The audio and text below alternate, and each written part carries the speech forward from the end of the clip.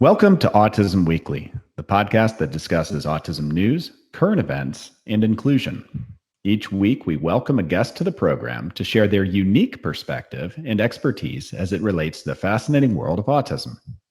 I'm your host, Jeff Skibitsky. I'm the founder and president at ABS Kids. I've been in the field of autism and applied behavior analysis as a clinician and advocate for nearly 2 decades. This week, we welcome Cody Clark from Louisville, Kentucky to the podcast. Cody is a 27-year-old professional magician as well as an autism self-advocate. He combines magic with comedy and storytelling to give a first-person perspective on what living with autism is like for him. He hosts a show titled A Different Way of Thinking and performs it across the country. Cody, welcome to the podcast. Oh, thanks for having me on, Jeff. I've been starting to do more podcasts, but I think you're the first autism-specific podcast, so it is an honor. We look forward to hearing everything that you have to share. And what I'd love to be able to learn right off the bat is the idea of entertaining, the idea of getting up there, being a magician. How did you get involved in magic?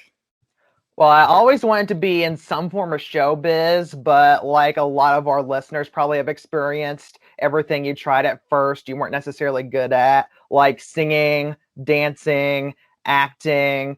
Part of it was, of course, a kid's not going to be good at anything, and part of it is because of the motor skills issues affecting like the motor cords to sing and stuff like that.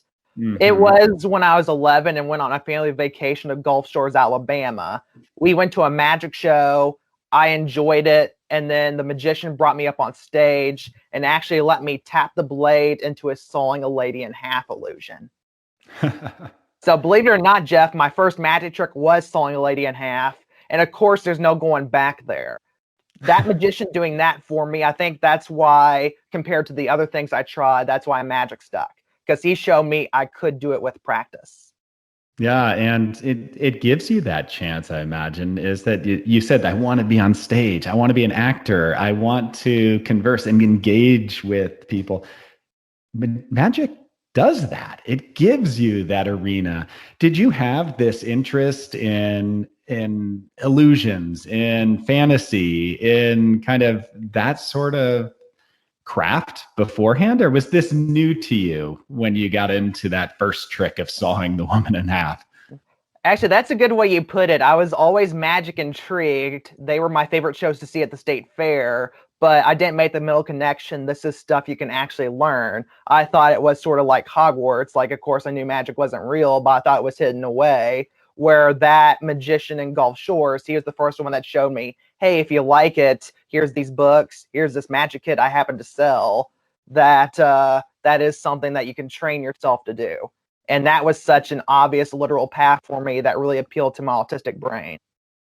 Yeah, and not that many people get to live their dream. And so you're one of the few out there, whether it's somebody who is autistic or somebody who might characterize themselves as being neurotypical, that has the chance to live their passion.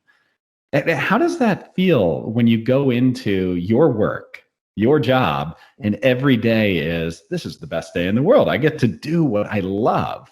Mm-hmm. Well, in a lot of ways, it is indeed harder than taking the traditional path because you are indeed being your own boss. So it definitely is a lot of work.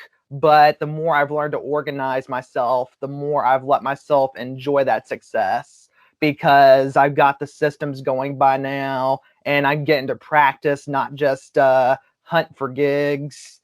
And especially now that I'm going on the road more with the transition planning sessions, and since I've sort of combined magic with advocacy, I'm really enjoying. My mind is really starting to get that. My mind is like, oh, this is the culmination of everything you've worked for. This is the reward for all your hard work. Definitely savor it. Now, what led you to combine those two, taking magic and advocacy, and deciding to say, you know what, I'm going to immerse this. I want to teach people what they're capable of and help to empower them. What led you to choose that route?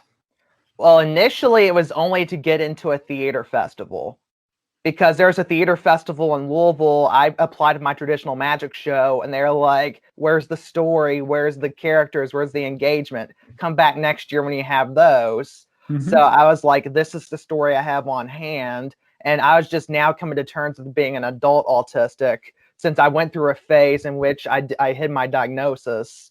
But I was working through those issues at the same time. I needed to write a production for a theater festival. So I decided to use my birth to present autism story as like the narrative line that I would hang my magic tricks on.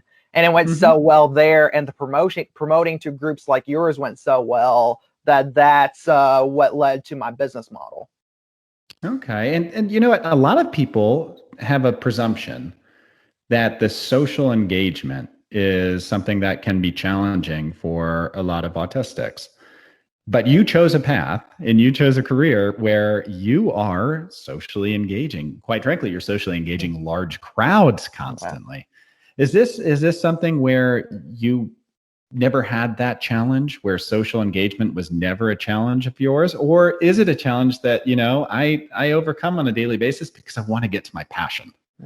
Well, my therapist actually said I'm the only extroverted autistic he's met. And I bring that up because extroverted autistics do exist, but it's still extroverted autism. Like we desire to be more social than your traditional type of autism. But at the same time, while it's not as hard, it's more the endurance that's hard. Like the first 2 or 3 hours of a social situation, I'm fine, I'm myself. And then I start getting self conscious, like, oh, how am I going to continue having things to talk about? The endurance, I'd say, is the more challenging part, the part that I'm having to refine every day, both with my therapist and with the other people that support me in my life.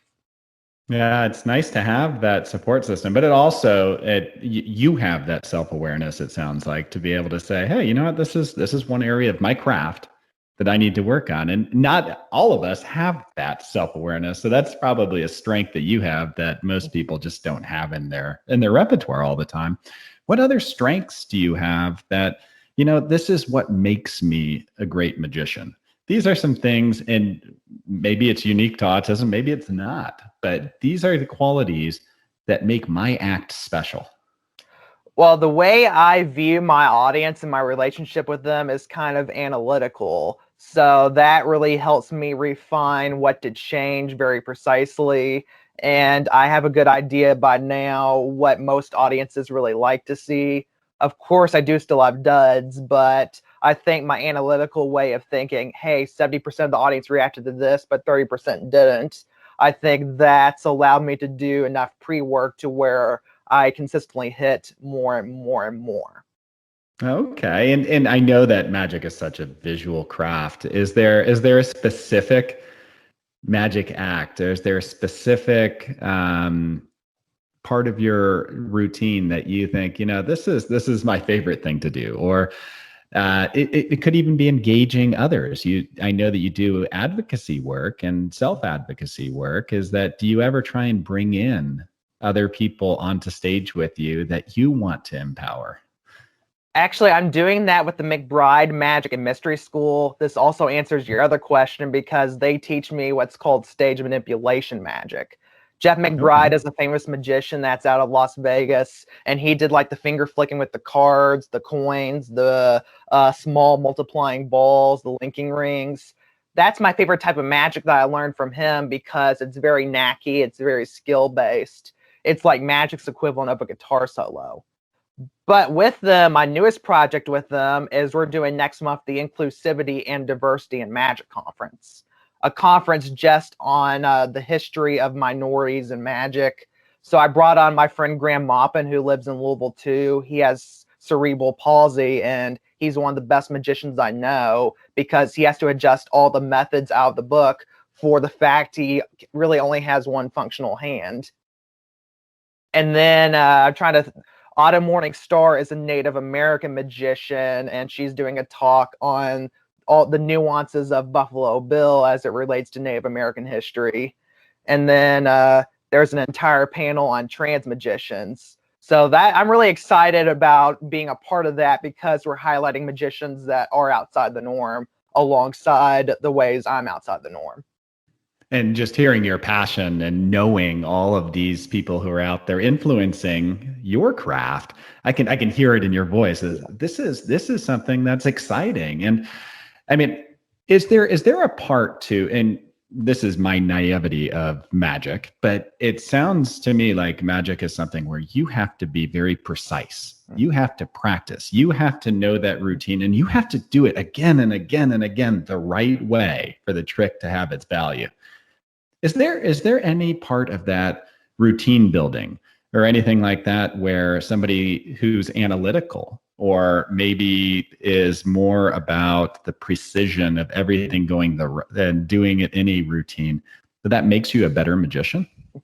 Yes, because as I'm sure you know, people with autism really like repetition, which really makes magic a good fit because the practicing and even the show is all about repetition. A lot of people would be bored having to practice the same thing every day. I'm not, and the other magicians on the autism spectrum I know, they aren't either. So it helps in that way. And then also, like I kind of said earlier, it helps with those small tweaks and minor changes that they may go unnoticed to 75% of the audience, but we focus on the 25% that do notice that until that dwindles to zero.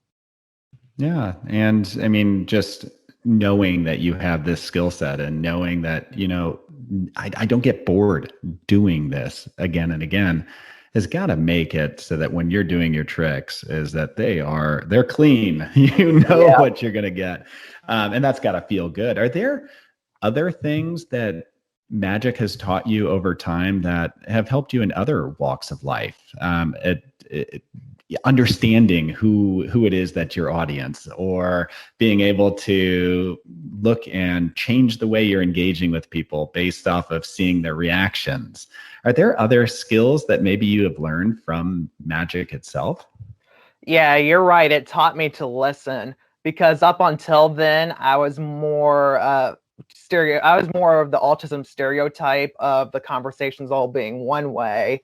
But my parents noticed magic, especially in comparison with my older hobby trains, that since you have to socialize in order to do a magic trick, they noticed that changing and things becoming more of a back and forth than they were when I mostly stuck to the basement playing with my trains. Although I do still play with them now, I'll add. You know what? And there's absolutely nothing wrong with maintaining those hobbies. I have so many things that I've learned to enjoy over my course of my life that they're never going to leave me. These are things that I love to do. So whether it's magic, trains, or anything else, that's what brings the joy of life, is having these extracurricular hobbies. Well, tell me a little bit, Cody, about the transition to adulthood. Is that, I mean, you are an independent adult magician right now, and you're also probably an inspiration to a lot of people who want to get up there and put themselves out there and demonstrate to the world that you can excel, not just participate, but excel at what you do. How do you advocate for others, or how do you share your transition to adulthood experience? Because I know that's a big part of what you're doing for the community. Well, that has been my latest pivot in my career, and it came about entirely as a result of the pandemic. After the pandemic shock wore out, a lot of educational cooperatives in Kentucky were like, hey, this is the need that's emerged. We need to transition high schoolers to adulthood, even though they're stuck at home and unable to have the social gathering opportunities you would have had otherwise. Can you come up with something? And what I came up with, I call my roster of adult transition planning talks. And that includes different way. That includes revealing the secrets behind essential skills, which is the core life skills one on self-employment and whether or not it's right for you. And then the newest one is on community engagement and discovering hobbies. So through those, usually it's an educational cooperative or a human development institute out of college. They'll bring in high school age to late college age disabled students, and they'll watch these talks with me, whether they're on Zoom or in person. And I'll mentor them as much as I can within those sessions on all those different areas. That's such a wonderful service that you're providing. It's hearing somebody talk about any sort of life change or transitioning or taking on responsibility. It doesn't hit home the same way until you know that somebody has experienced maybe your transition or the way that you have seen life in the lens that you've seen it. So the fact that you're doing this as a self-advocate is so valuable to the community around you.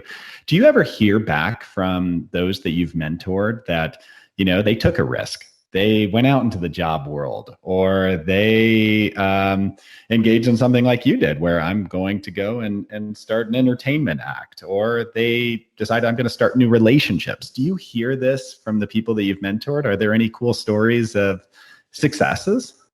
Oh, I do, because of social media nowadays. I do keep in touch with a handful of them that follow me around on Instagram, Facebook, and nowadays TikTok.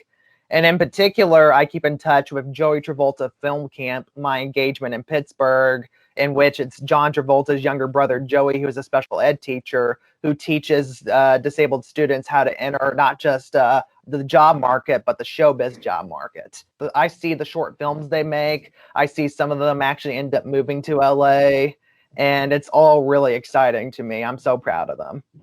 Yeah. Hey, where could I see anything like? I mean, these are the things. Whether it's your show, which I'd love to be able to kind of, and I would imagine right now, maybe they're not live, but there's visuals for it, or other ways that I can kind of see the entertainment world of the autism community being out there and putting themselves on stage.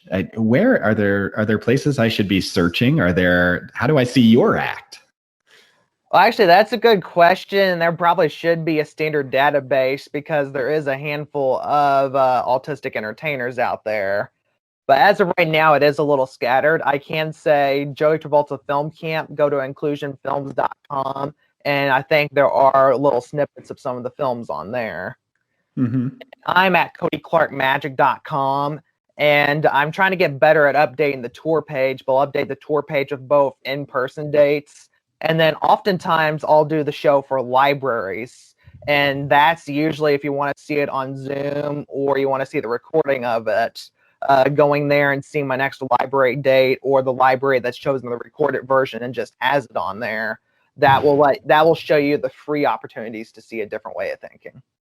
Oh, that's amazing, and I am definitely going to go there because I'd love to be able to see you doing the act live, and actually, hopefully, you'll be able to get out there in person. Is there something that you've had to do differently? As all of our jobs have changed so much because of COVID and because of having to do virtual sessions. It sounds like you pivoted your career path slightly, but is there something that you are able to do now? Are you doing more videos? Are you still able to get the engagement from people in the audience, even though they might not be physically there through the screen? Is there ways that you've still been able to engage people in magic right now, virtually? Well, the biggest thing is I did not have a home studio before. I have a home studio now. And that's been so revolutionary, because I can do Zoom shows. I can maintain that offering. I can do the TikTok social media videos. It's become so useful all around. I'm not taking down the studio anytime soon. And in order to be able to help people access your show, especially those in the autism community, because you have tailored this self-advocacy, you're trying to empower, so you want a diverse audience. That's got to cost extra funds. Is there ways that people can help support, whether it's helping to resource for sensory friendly events, or being able to contribute via social media to be able to highlight what you're doing for the community? Is there ways that we can do this? I'm researching different options right now. It's not launched yet, but I am considering a Kickstarter, especially if there is enough interest or early commitment. My email is info@codyclarkmagic.com. So if you're listening to this and you're like, yes, I'd love to donate, email me. And then if I get like about 5 or 10, I'll go ahead and launch that. Yeah, mainly what I need the funds for is sensory friendly magic shows, because with transition planning, at least 75% of the time, the funds are there. It's the sensory-friendly magic shows, and that's where I go into an adult daycare or an autism day school and share my show with them. And those are the funnest shows to get to do, because not only am I adjusting for the senses, but it's not a different way of thinking. I don't have a story, so I can experiment too. It's my artistic playground. That's usually where the budget issues happen, because those schools have so much other places to spend money. Yeah, and what you're doing for the community, I think that it highlights the fact that you can think differently, you can engage differently and be successful. And I think more people need to hear that story and feel confident to be out there. Do you have words of advice for the next Cody Clark that's out there, the next child that's thinking, hey, you know what? I want to live my dream. I want to do what the world is offering me, but I'm scared to do it because I think I have a limitation. What is your words of advice to that individual? Say my big advice comes from another special interest of mine, classic country music. There's a saying within the old school country world that all you need for a country song is 3 chords and the truth. And what that means is you don't have to be the best technician at whatever it is that you do. You just have to know enough to get on stage, and then more importantly, combine it with what's on your heart and mind. And that's what impacts people. Not that you're as good at cards as Jeff McBride, or not that you can slash the guitar really good, but that you bring what you know and really put your heart into it. That is really all you need to get a good message across. Hey, it's wonderful advice. And the fact that you don't have to appease everybody, and feeling confident being yourself and getting out there and just having fun doing what you love. I think that's what makes us all great. So, Cody, I appreciate you coming on the show today. I appreciate hearing the story. And I suggest to everybody, not only go check out your magic, but utilize this wonderful service that you're providing on this transition planning, because hearing it from your voice, it resonates so much more than just reading it in a book or seeing it in a text. I can see that the passion is there and that the successful path is there for everybody. So thank you so much. Anytime, if you want to learn more about the transition planning, sensory-friendly shows, or just want to say hi, go to codyclarkmagic.com. There's pages for the shows, for the speaking, and then my contact info to email me. Thank you for listening to Autism Weekly. We hope you tune back in next week to learn more about autism in the real world. Autism Weekly is now found on all the major listening apps, including Apple Podcasts, Google Podcasts, Stitcher, Spotify, Amazon Music, and more. Subscribe to be notified when we post a new podcast. Autism Weekly is produced by ABS Kids. ABS Kids is proud to provide diagnostic assessments and ABA therapy to children with developmental delays like autism spectrum disorder. You can learn more about ABS Kids and the Autism Weekly podcast by visiting abskids.com. Thanks for tuning in. See you again next week.